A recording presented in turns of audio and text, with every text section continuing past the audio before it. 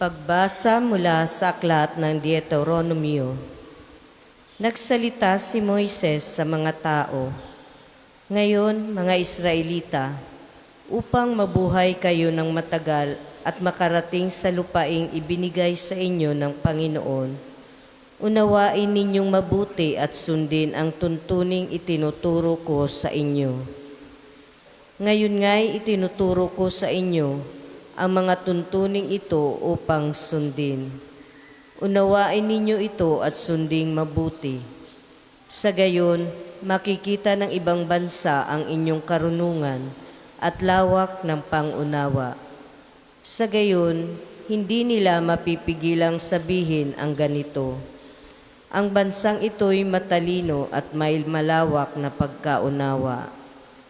Sinong Diyos ng ibang bansa ang handang tumulong anumang oras liban sa Panginoon?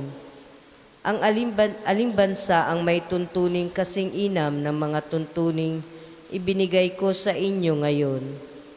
Ngunit kaiingat kayo, ang mga bagay na inyong nasaksihan ay huwag ninyong kalilimutan o ipagwawalang bahala habang kayo'y nabubuhay.